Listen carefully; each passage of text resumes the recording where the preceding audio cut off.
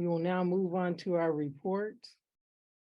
For the SEC report, there were several items that came up that first, there's an item on page 35, the Faculty Senate Executive Committee meeting and our committee roster. You can take a look at that. Will Weston, who is immediate past chair, wasn't listed because he's also chair of the UR&P committee. So if you're wondering why he wasn't listed, that was the rationale for that. So that's for your information. The second item, this is not the correct item that you have pulled up yet, Mario, but I'll get to that in just a minute. The second item I wanted to remind everybody about, the Mercer salary survey was presented to the CSU Board of Trustees on Wednesday, March the 22nd at 9 a.m. So they shared the preliminary findings. It was disappointing that the data wasn't disaggregated to the extent that it really needed to be disaggregated, and that ASCSU representatives and members of that the committee that have been appointed have requested, and we will continue to request that data be further disaggregated so we can get a better understanding of what exactly is going on in terms of salaries. The second item I wanted to present is on March 21st, members of the SEC met with Carrie Thomas of Maximus as part of their assessment of research at San Diego State. And the notes from that assessment were what Mario was just showing on the screen a few minutes ago. And please review those and let us know if there are any other items that you think should be included. The third item, also on March 21st, the SEC requested a report from Senate officers about our 4 Senate goals. And there was also a request made for Senate officer job descriptions. The Senate Constitution and bylaws contains descriptions of officer positions. It's unfortunate that they're not fleshed out. That report, we will present, our Senate officers will present a report at the end of this academic year on all of these issues when committee reports are due, or reports from all of our committees are due. So we take that seriously, but it will take us some time to pull that together. Our 4 items are 1, administrator, faculty, staff, graduate student compensation; 2, the R2 to R1 aspirations and goals, strengths, issues, and concerns, and the future of teaching and service at SDSU. The third item is diversity, equity, and inclusion, creating a more welcoming and inclusive environment. And the fourth item is COVID-19 mental health issues established. We'd like to also thank Senator Nicole Carter Curtis for agreeing to serve on the Cozen O'Connor Report Review and Implementation Committee. Unfortunately, San Diego State has not yet received a report. Work will begin on that committee once a report is received. We're really troubled that that report hasn't been received. We were initially told we were going to get it in March. And then the final item is on Thursday, April 27th, from 3 until 4:30, a town hall will be co-sponsored by the Senate and administration, and it will be focused on SDSU R2 to R1 aspiration and goals having to do with the second goal that I told you about. So that item is really important. We want to encourage everybody to come out, and we will have a guest speaker coming from the ASCSU. I'm sorry, not the ASCSU, the AAUP. But also the provost and team will have an opportunity to talk about and share from presentations that they've already been sharing across the university. And then finally, the caucus for 2023-24 officer candidates will be held soon. We're hoping in the next couple of weeks, asking Chair Marks to set that up, and Senate officers do have a date we'd like to propose for that in the next week or so. And the May Senate meeting will be held on May 2nd and possibly May 4th if we need to have, if the meeting is long and we have to extend it. And the vote for Senate officers will be held during that meeting. So that's my SEC report. Are there any questions? I see Chair Bajan, you have a question? Yeah, so I first of all like to thank Senator Schellenberg for asking of us to discuss during the Senate Executive Committee some of these items. Since it was a meeting at a whole, it's not in the minutes, and I just want to clarify that you mentioned it, but I just want to clarify that what was discussed in the meeting at a whole was that we suggested that when this call goes out for a caucus meeting, where we hope to see many also newer and mid-career senators, and not just us who are at the end of their careers, that as part of that call there will be job descriptions for officers that are a little bit more detailed than what can be found in the policy file. So we hope the officers will put that together. And also we understand that there is, again, that the administration is generous with assigned time for this work, which is, I think, also we are thankful for that. And there's also assigned time for all the tasks that the officers are doing. And we said in that meeting of a whole in the Senate Executive Committee that we hope that these assigned times and the amounts are also outlined and when there is a call for officers for next year. All right, any other comments or questions? Seeing none, Senator Schellenberg, you're recognized. Yeah, I'll just reiterate what our lead said. I think it'll be really helpful when the caucus announcement goes out. Just the levels of support that are available, just so everyone, we have a lot of new senators, a lot of early career senators, and I think that's just helpful. There's no real position description. I know you all do huge lifts in your positions as Senate officers, so everyone knows that is a pretty heavy workload, but also there is support for that workload. It's also helpful and timely given the academic year teaching schedules being developed, so that folks can consider, given the level of support through assigned time, if that's something they might be able to take on before registration starts and would create problems for our chairs. So thank you. Thank you. Any other questions or comments? Otherwise, we will move on to item 5.2. Senate Vice Chair report. Vice Chair Vasquez, you're recognized. Thank you, Chair Butler-Byrd. So we made some updates to the visual of this list in terms of just colors. So the items that are in green, those refer to the referrals that have been issued this academic year. Those that are in yellow are from the previous academic year, and then those that are in red are from 2 years ago. So I would like to encourage, I guess review of the existing referrals. Please let me know if there's anything that needs to be updated, but I know that the one that I have, so I know that we have the Senate Excellence in Teaching Award. The call just went out. So I know that there is a referral to Faculty Honors and Awards from 2020 with regards to reviewing the policies in regard to this teaching award. So I'd like to invite our colleagues to maybe take a look at this. I know that we're coming to the end of the academic year, but you have some time to review this. That would be helpful, I think, for this awards. Yeah. Thank you. There's one hand up. I'm sorry, did you have more for your report? No, that was it. I was just gonna give Senator Somé. Okay, Senator Somé, you're recognized. I'm sorry, but I'm kind of confused about this at all times. And so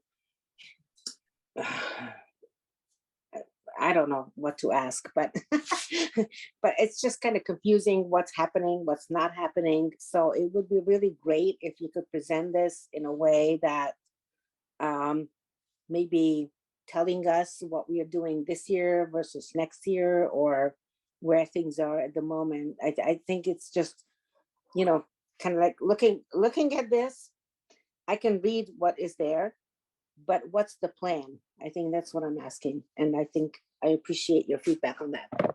Yeah, I mean, I think the plan is really up to the committee themselves and to determine what the priorities are and how they're addressing these referrals.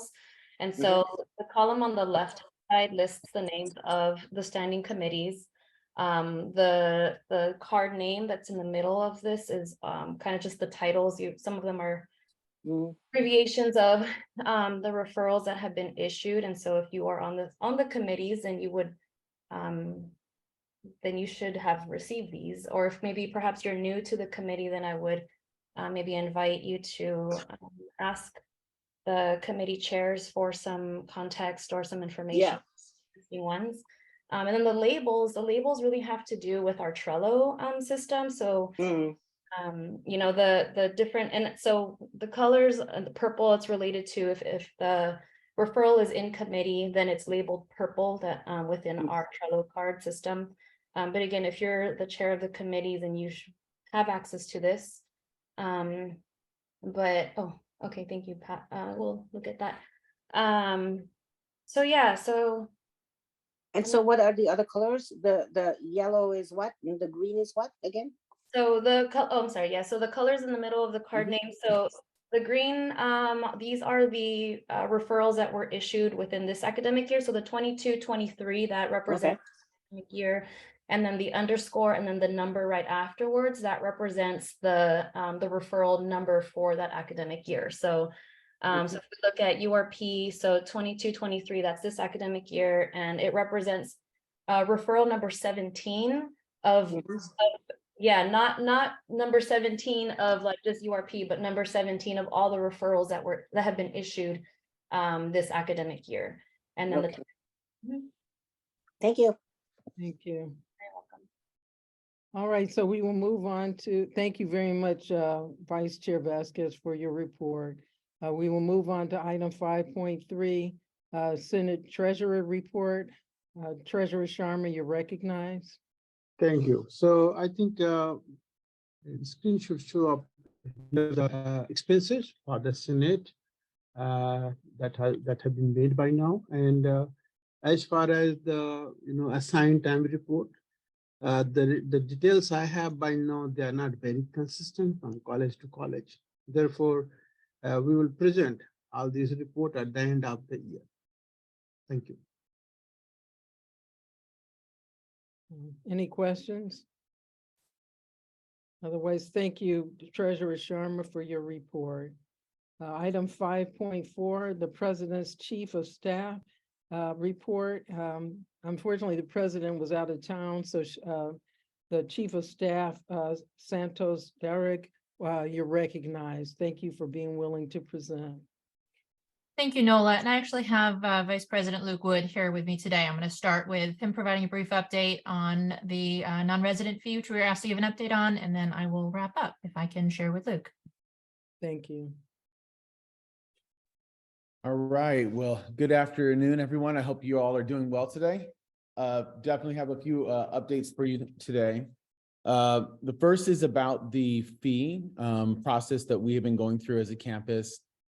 This was an alternative consultation process that has a lot of guardrails on it that was meant to create resources focused in 3 areas. The first was on financial aid. The second is focused on research, and the third focused in academic affairs, particularly trying to address some of the larger needs around coordinators and major advisors. So as many of you may remember, the financial aid component, that there would be up to 10% that would be set aside for the EY Scholars, which is an Indigenous Scholars Program that we have here at SDSU. And so that has been part of the fee conversations. So we went through an extensive process called an alternative consultation, where we essentially go out to the community, we ask for feedback, and then that feedback is then essentially sifted through by a committee that then ultimately takes a look at the perspective on this from the campus community.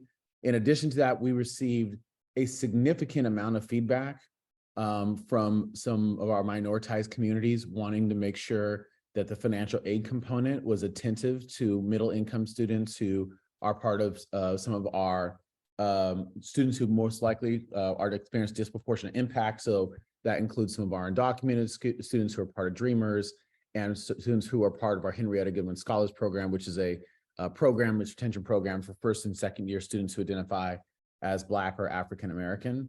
And so so the campus basically went through this process. It went to the chancellor's office, and the chancellor's office, who ultimately makes decisions on fees, made the determination to move forward with this. And so the campus will be moving forward. And I know that there's a lot of our students who were very elated to hear this and were very emotional, particularly those from our minoritized communities in which the financial aid component can have a significant positive impact. I would say, again, particularly our Native American students, and then some of our middle income students from other groups as well. There was also a conversation the campus is going to hold off on doing an alternative consultation next year in response to feedback that we received from our student leaders. And so wanting to be attentive to that as well as we move forward. And that's already been communicated to our leaders and associated students. In addition, yesterday we had the Charles Bell naming of a building. It's an honorary naming. So the president had a presidential task force on honorary namings. I served on that task force as a co-lead along with Adrian Vargas, our vice president for university relations and development. And essentially we had Dr. Bell's family here on campus yesterday. I want to thank Dean Roberts from the College of Sciences, Brittany Santos-Derrick in the Office of the President, Tanika Green, the Department of Mathematics, the College of Sciences overall, University Relations and Development, and everyone who was involved. We had Mary Bell here, basically really reflecting on her husband's legacy and contribution. For those of you who may not be familiar with Dr. Bell, he was a professor here at San Diego State for many years. He taught between 1958 and 1966, and then again from 1981 to 1992. He is the first African-American to receive tenure in SDSU's history, and also the first African-American to become a full professor. And so there was a really nice celebration yesterday to honor that. There was also, as part of that same task force, we identified an additional naming that's taking place. And I know that you've already seen the invitation for May 5th, where there will be this second honorary naming, which will be after Ellen Ochoa. And I know that there's a lot of folks who are very excited about that. In addition, we also are just now returning from being in Houston and being there with just an amazing cadre of folks from San Diego State, our alumni, our students, people from all over, those who are parents of students. It was a pretty amazing experience, I know, for them. So we had 640 students that took part of going officially through the campus. We had hotel rooms for 165. There was some of the folks have mentioned a charter. That was a charter that was done by associated students to provide access for students to be able to go. And really what it was is they looked at the cost of paying for individual tickets, and it was far cheaper to do the charter, which is why that was done to save money for our students. And again, led by our student leaders. We had undergraduate students there. We had graduate students there. We had a student who came from our Imperial Valley campus. We even provided for some students who are more lower income, even some additional funding to make sure that we were bridging that gap and really just making sure that people had an opportunity to be able to go. You know, we get 700 tickets from the NCAA for this for our students. And for us to have that many students who wanted to go and were just that excited to be there, it is a multiplier effect in terms of what this means for our campus. You can expect that applications will be up. We'll continue to have high quality students who want to come here. You can expect that more people in terms of yield will want to be at SDSU. You can expect that there'll be philanthropic benefits. I know that I had several great meetings while I was there that far outweighed everything that we've done to date just in that short time frame. And so what this means for our campus community, our visibility as an institution is it's really great to see. And you should have been, for those of you who are there, I know actually I see a lot of folks who were there. One of the things that really stood out was just the community, SDSU people, alumni, faculty, staff, students come together. It was absolutely just electrifying and beautiful. There is also the watch party that took place here on campus at Viejas Arena. You may have seen that there were some incidents that we had to handle in terms of some of the security issues. Partly, Petco Park got out right beforehand, and that ended up drawing some folks who had spent an evening a day at the park and enjoying beverages, unfortunately. And so we do know that if you have seen any of the reports about folks being injured, there was 2 people who had very, very small injuries. We're talking about like a cut on a hand and someone who had tried to climb a fence and cut their leg. None of those were SDSU students. Those were all community members. And we had over 7,000 people who came. We also want to thank UPD, El Cajon PD, and SDPD, because they did us well and were able to make sure that we were able to essentially, provide the kind of presence that was necessary, so we didn't have a replication of what you may have seen on the news from UConn. So there's probably things that I left out. There's a lot to cover there. Brittany, please feel free to fill in, but I see several questions. Okay, and Brittany, do you want to speak first or? No, I think we can go straight to questions. Thank you. Senator Abel Mills, would you like to go first? Sure. It's a benefit of having a last name that starts with A. So I just want to say that one of the things that I've learned in my last years on the Senate is the value of transparency. And I think that there's a lot of merit. There was a lot of positives to the proposed out-of-state fees, but I'm really surprised in the way it was presented. And I'm hoping for some clarification, because there was some information coming to me behind the scenes that I feel like has not been presented to this faculty as a whole. So for instance, as the link I put in the chat, the CFAC committee actually voted this down, was my understanding. And then a few days later, I received an email in all caps saying signature requested for assigned time and other research activities, saying sign this petition, even though CFAC approved it. We're saying we don't want to, we want to overthrow the vote down of this in order to get money for infrastructure. And the whole email was about money for infrastructure. And I was told to literally tell my faculty to vote to sign this petition, which I don't tell people what, I tell my 5-year-old, but other than that, I don't tell people what to do. And so this came as a big shock. And so asking around before I chose to spread this information, I did learn, that there are a lot of merits behind the explanation for the fee that I feel like were just never conveyed.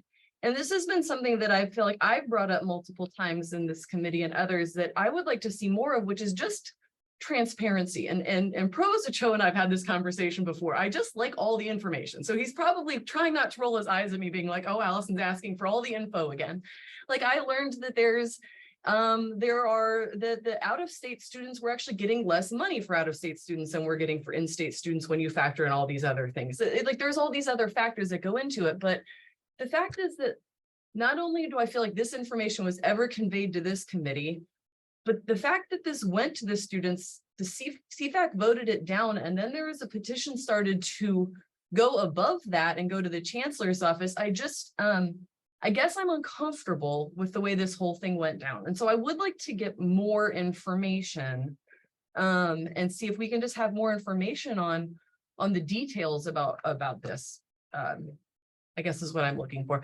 And also that was some great basketball. All the basketball was good. I'm still recovering from that. So. Agreed. The basketball is absolutely fantastic. In terms of that petition that you mentioned, I was not involved in it or aware of that. So yes, I should have said that. It did not come from you. It did not come from you. It did not come through the president's office. I apologize. I should have specified that as well. I'm not going to throw anybody under the bus who did send it, but it is a thing that went around. Okay. Yeah. So apologies. I did not mean to make it sound like you sent it. Sorry. Yeah, I would just say that one of the things that I heard repeatedly from a number of students was during the actual CFAC meeting, just the fact that they did not feel comfortable in that environment that they could speak. And there was a number who had showed up to be able to do so. And I think it was just the way that the meeting, you know, when you come into a meeting, you know, it's just anybody, you can sign up, and just the order in which it happened, it kind of created an environment where then some of our students felt like they didn't have a voice in that process. So I know that there was a kind of similar efforts that came from different student groups and student communities. And so I think that what we were just seeing is multiple ways that people are trying to make sure that their voices can be heard in this process. In terms of the actual alternative consultation, I think that, you know, in terms of the process, you know, there's a lot of work that goes into it from the committee. And, you know, ultimately it's a conversation, right? It's a conversation among the campus community. And then ultimately, again, that decision goes from us to the chancellor's office, and the chancellor's office is the one that makes that decision. But in terms of the actual, you know, any things that need to be looked at and reevaluated in that process, again, we're not going to do an alternative consultation this next year. So there'll be more than ample time to be able to, you know, continue to have conversations about how we work to make sure that the process is what everyone wants it to be. I will say this, again, I think that there's a lot of students who are very excited right now because of the potential that it means. And I also want to remind us that this does not impact our current students. Our current students will not be paying this fee. It is for new students, and it's graduated over several cohorts in terms of how that is actually put into place. And so that we have, you know, some strong commitments there to make sure that we're taking care of our current students, and also recognizing that the cost for a student for us in terms of what we get from the state does not cover the full cost of a student. And so when we have out-of-state students, it's important for them to make sure that they're contributing what is needed in order to be able to cover the cost of an education here at SDSU. So, and if you look, we did a market analysis, and we're still one of the best bargains in town. I mean, that's one of the things I loved about being in the CSU, is that we do have that you know, lens of affordability. We create that opportunity for access. I think that we still strike that balance even with this fee in place. I think I just want to bring to everybody's attention is 401. Senator Sherman, you are acknowledged. Thank you, Chair Bellerbird, and I'll try and be brief. Sort of two specific questions. And I hear a lot of support, just a comment first, a lot of support for the student scholarship aspect of the fee, which I serve on CFAC, the committee that this process came through. And I also supported the scholarships, but that was like around a quarter of the fee money was going to students, and the rest was going to other things. And Luke, thank you for sharing that some students didn't feel they could share their voice, because that's really concerning and problematic. And as a member of CFAC, I didn't know that. So thank you. But based on the information that was available to CFAC that was gathered through the formal alternative consultation process, the feedback was overwhelmingly from the students that they weren't for the fee, both orally and written. And it sounds like we didn't hear all the feedback. And moreover, the committee, the majority voted for the fee to not go through. And so my question is, you mentioned the chancellor decides, but I kind of feel like a step got skipped there, because as a member of CFAC, I'm pretty sure we as CFAC make a recommendation to President De La Torre, who then decides sort of yes or no, and then sends it to the chancellor for approval. Is that correct, or am I misunderstanding that? And thank you. So yes, the next step after that, it does go to the office of the president. I can also tell you that in terms of feedback, that myself and other members of cabinet also provided feedback to the president, encouraging her to move forward with the implementation of the fee. So that plus, I think the kind of overwhelming kind of groundswell that we saw, and again, you're right, a lot of that groundswell was around financial aid. But as you know, these things are oftentimes complex and packaged together in ways that are trying to address multiple issues. Hey, Senator Shomay, you're recognized. Thank you very much. I actually have a pre-question and then the real question. And so the pre-question is, under what capacity are you giving this report right now for us? Because my understanding is that you stepped out of your role your previous role. So how are you involved in this? And then I'm going to ask my question. Okay, that's a great question. Okay. So I am still currently Vice President for Student Affairs and Campus Diversity. Okay. Until the search has been completed and the Okay. permanent person is in place. The Okay. search is underway. I don't know whether we're talking about June or whether we're talking about December, but I can tell you that I made a commitment to the president that Okay. I'm here to help support a smooth transition.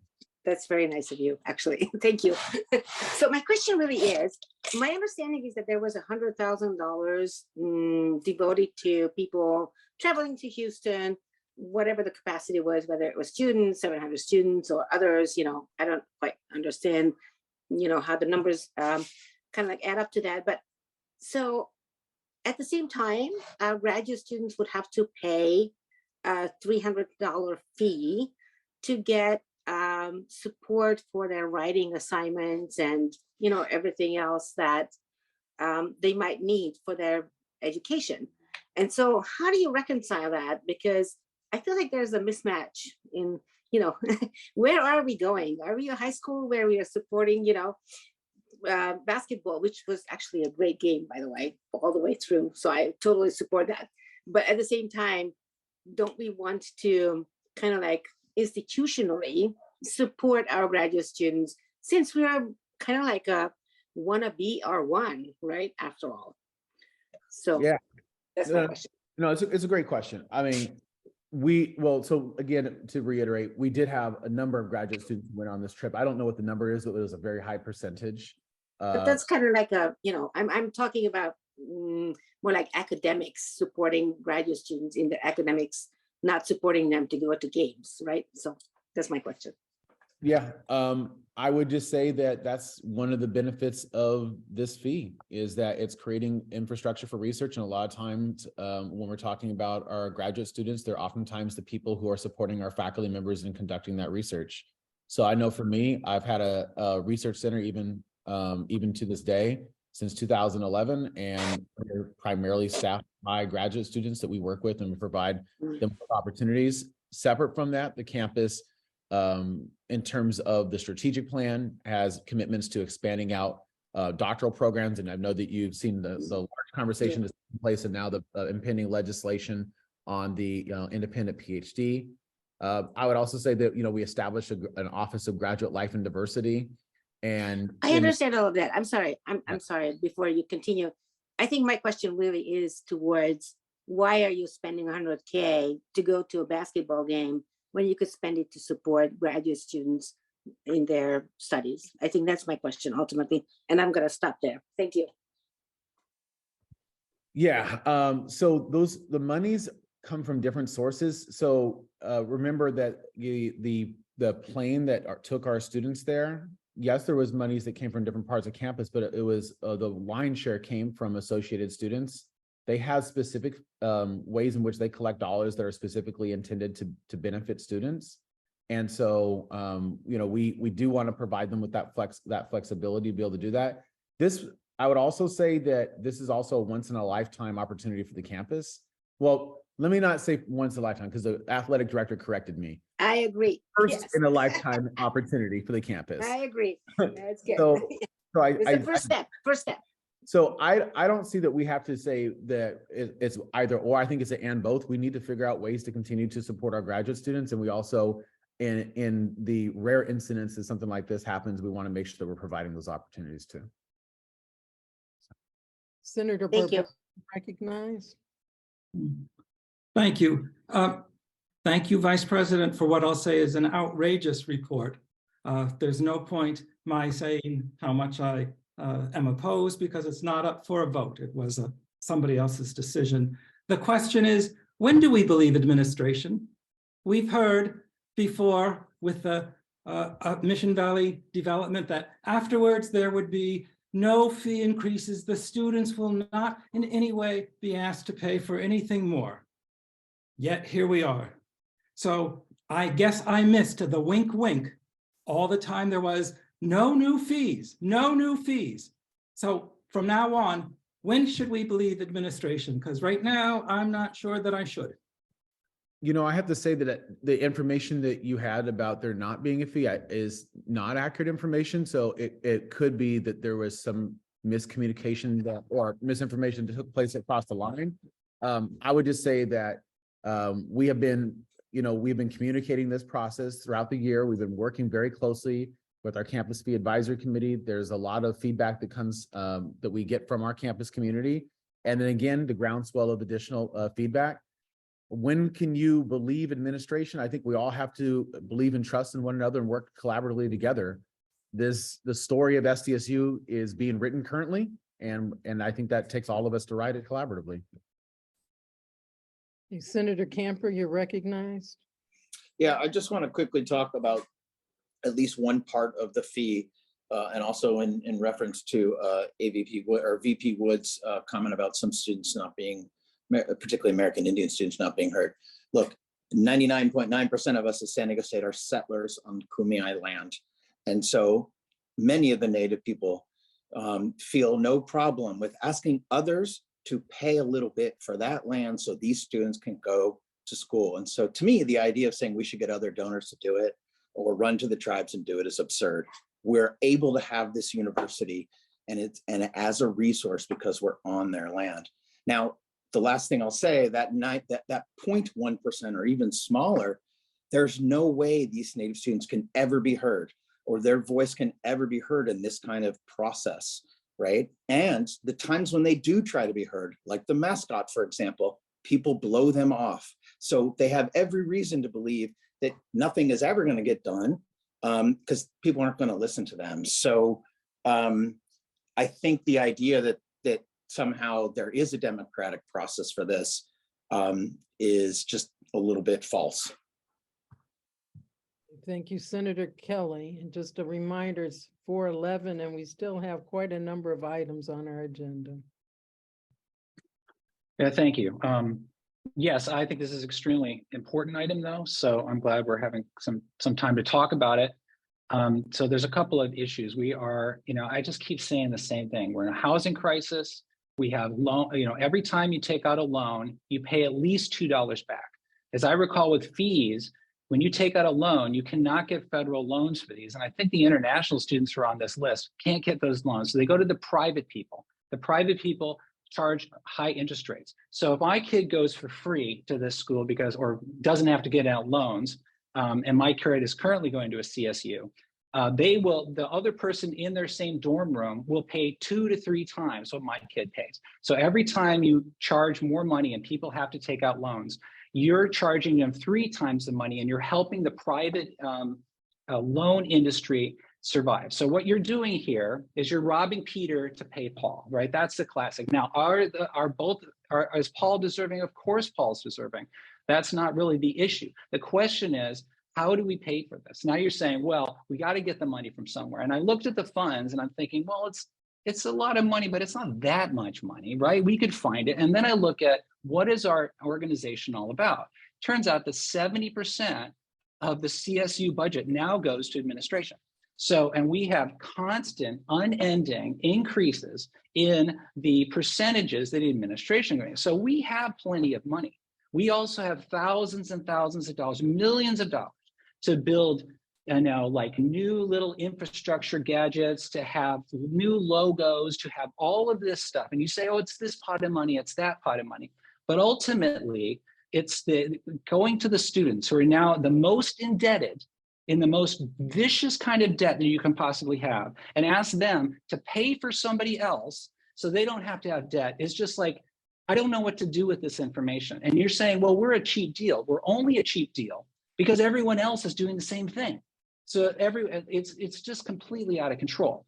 And then it's just crazy that administrators who are making 6 figures with permanent benefits, and there's just an endless number of you are telling these people they have to pay for those people. And then saying that I should be behind this. And even though I'm supportive of those students. And then I'm thinking, well, they went to Houston and they were with the alumni and they fundraised. Well, there's your opportunity as administrators to get money for those students with those rich donors. I know they all want to give to the basketball team. I know they all want to give to the buildings or whatever, but you could raise $16 million to have scholarships for these needy students. You know, those people don't even pay taxes.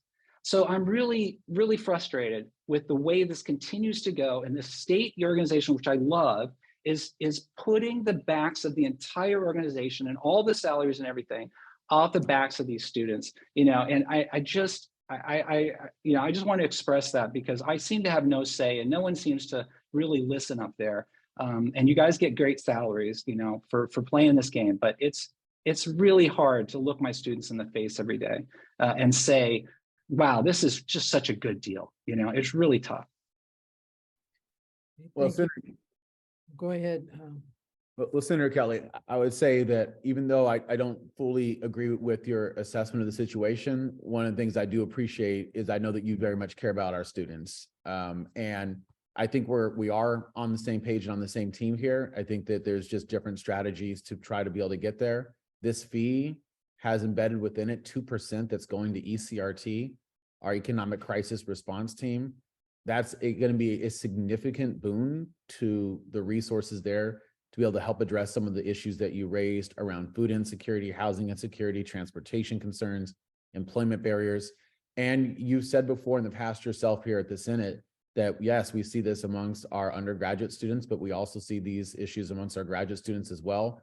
The increase in resources in that space to be able to help us address some of these issues is going to, I think, help to, you know, be a key component in addressing some of these concerns.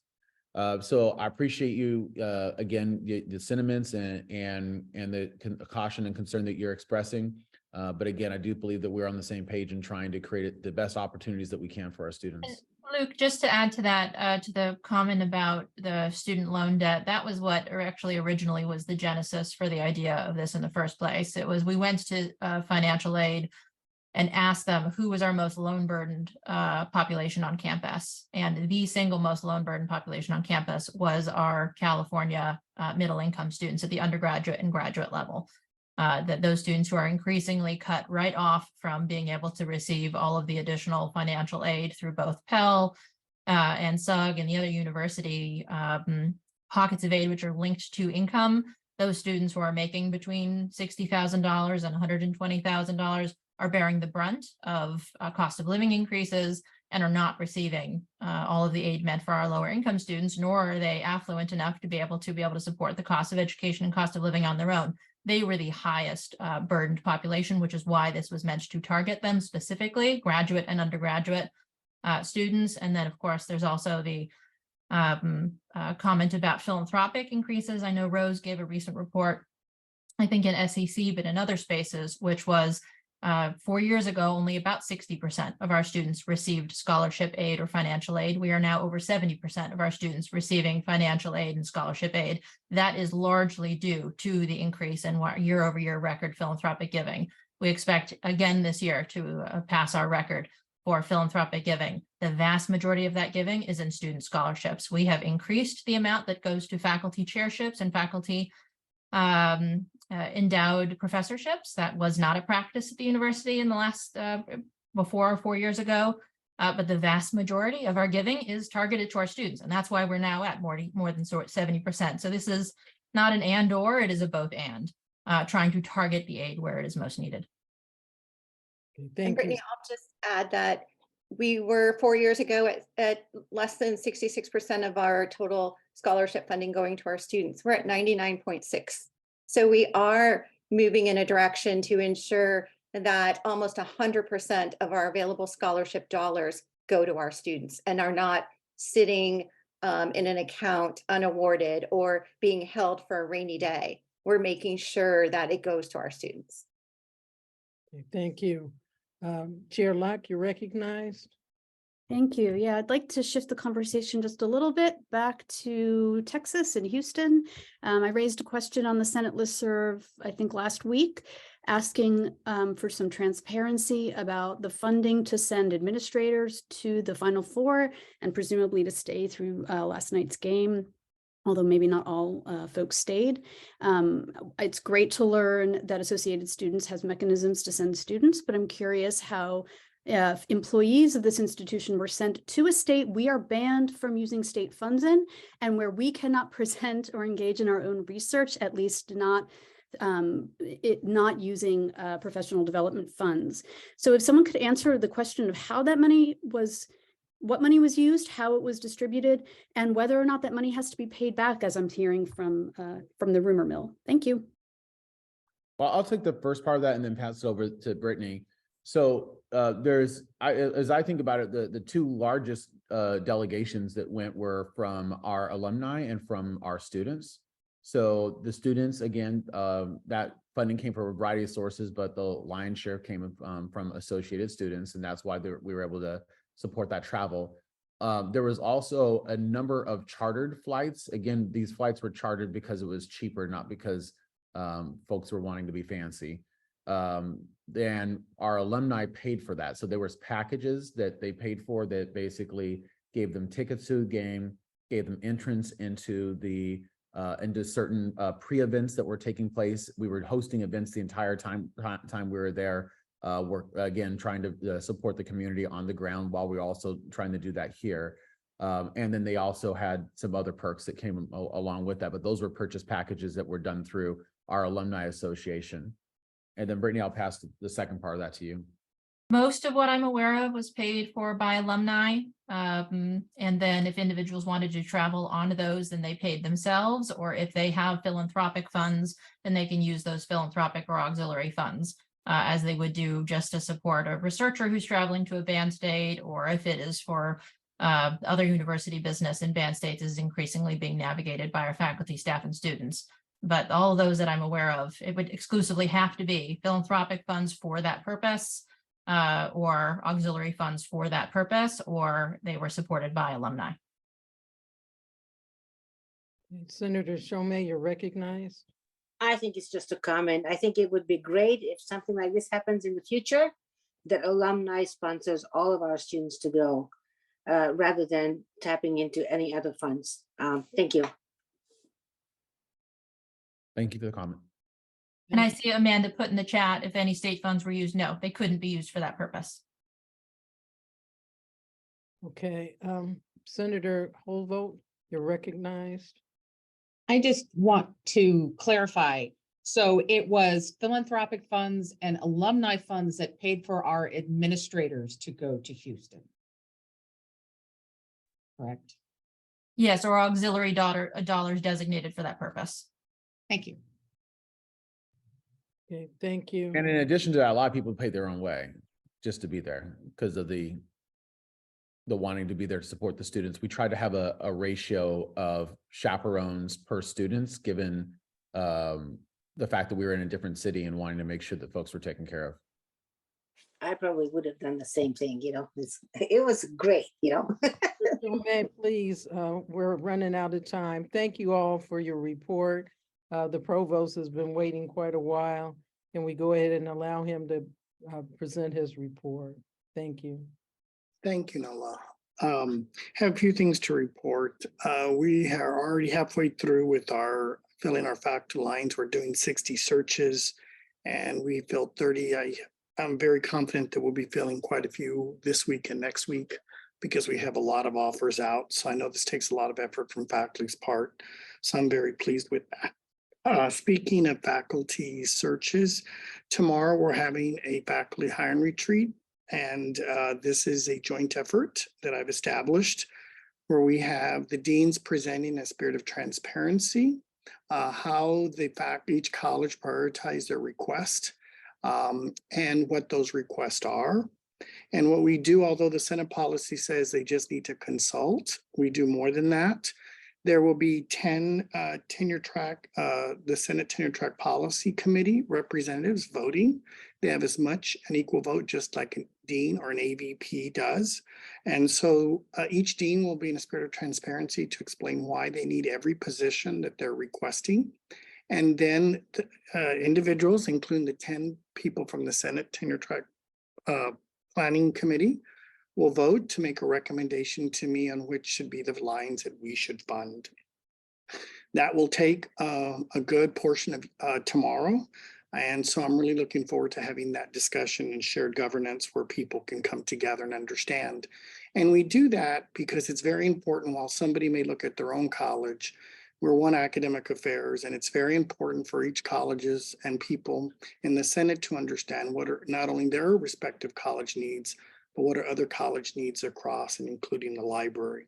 So we hope that tomorrow we will be involved in much discussion and insight, and I think that the Senate will be very informed of where we stand in faculty hiring and what we're doing that. After the vote, I will be debriefing with the 10 members of the Senate faculty meeting to get their concerns about the outcome of the vote, different perspectives that they would like for me to consider as before I make some final decisions regarding the allocation of lines. And that's a practice that I've met separately with the members of the Senate faculty meeting so they can see their perspectives and different inputs. They see things different from a faculty perspective. So that will occur tomorrow, and hopefully we will be making decisions in May so those committees can start early in that. The other thing that I've been hibernating every weekend practically is doing RPT reviews. There's 91 this year. I'm making substantial progress. I have till May, but I'm ahead right now and trying to get these reviews done. They're very difficult, I will say, because of COVID and the impact that COVID has had on several faculty members. And you have to put that in context. And it's difficult when different levels that below me, when the 5, it's nice when they all agree. It's a whole different ballgame when you have a split review and some levels have very strong opinions one way and others have other opinions the other way. But I take them quite seriously. I do the majority of these on the weekend on my own time because I feel that I just need to block out the time to do that. But I do take that charge very seriously. And there is differences of opinion among our colleagues about who should be tenured or who should be promoted or who should be retained. And I can say that I take that very, very seriously in that regard. The other thing is that we have 2 deans that are going into their 4th year reviews. The surveys have gone out. That survey, I want to thank NOLA and members Pamela Lack and other people from the Senate who came together with a committee to develop a survey that would be fair and uniform. And that has gone forward and they have a 4-week timeline to fill out that survey. And then once that survey is completed, then the committee provides a recommendation. Not only are they doing the survey, but they are hosting interviews with faculty who would like to provide input for the 2 deans, Dean Hooker and Dean Chung. And we are trying to get the library review started. We will be meeting in the near future with the panel so that the panel, myself and the dean can reach consensus about who should serve on that search.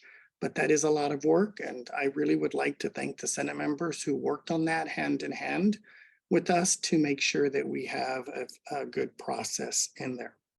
As Nola said, we just hired Madhavi as our AVP for Curriculum Assessment Accreditation, and that will be extremely important as we get ready for our upcoming accreditation.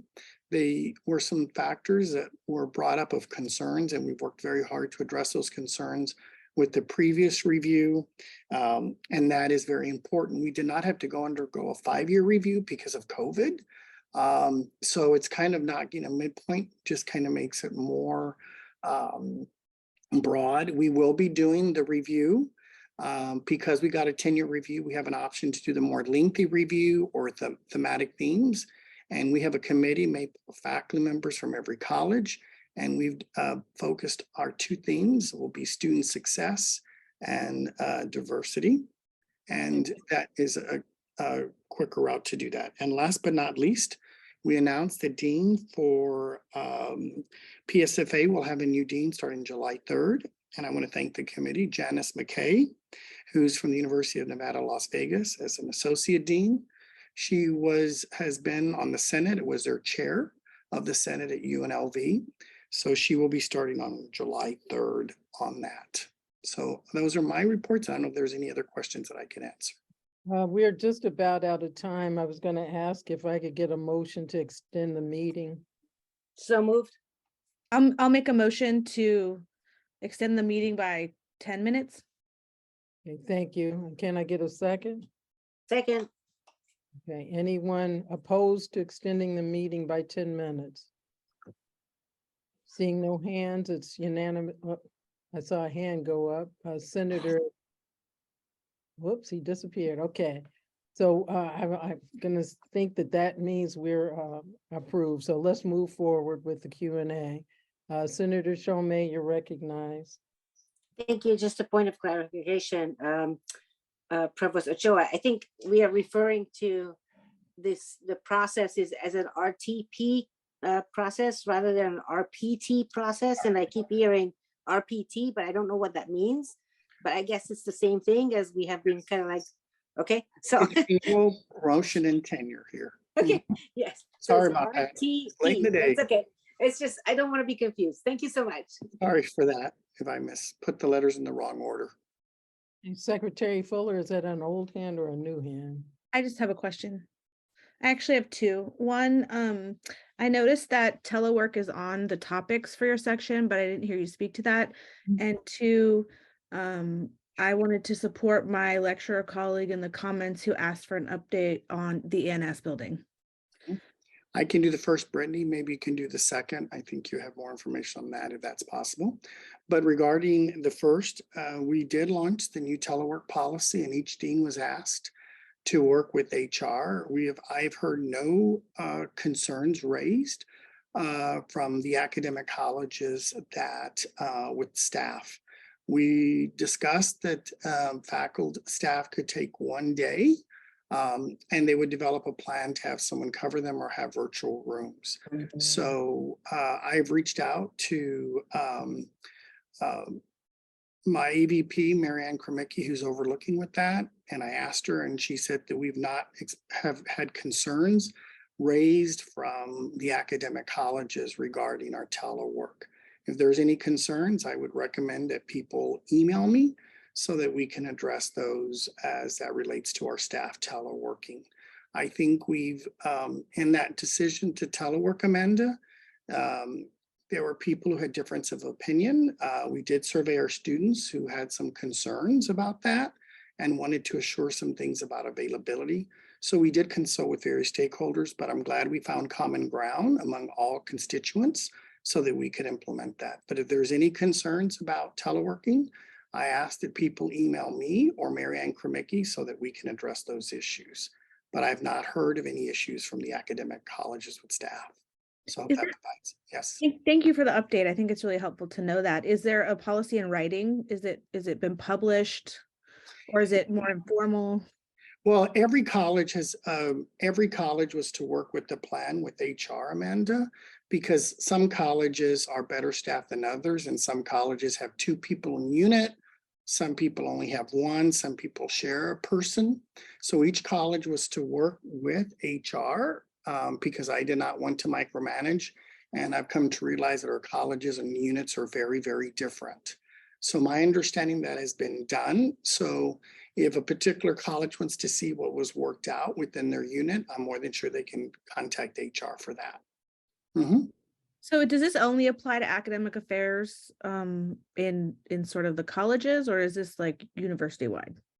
Okay. I only see academic colleges, and this was an issue that was brought to me from academic affairs. I cannot speak to what goes on in student affairs or other divisions, as that's not my division.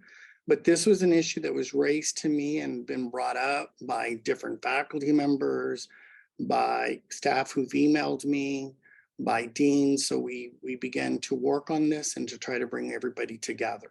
But I can only speak to what's within academic affairs, and that's what I'm referring to provide clarification. Thank you so much. Oh, no, you're welcome, by all means. And Brittany, would you like to talk about the last question? Because I know you've been more involved. I have that, but I don't have the latest. So if you will, I'd be most appreciative. Sure, and I'm not sure what the specific question might be, and I know we're pressed for time. But for the last campus update that we shared, we had begun that dechlorination process even before we had final results regarding the annex. We'd already received the confirmatory results that there was no presence of any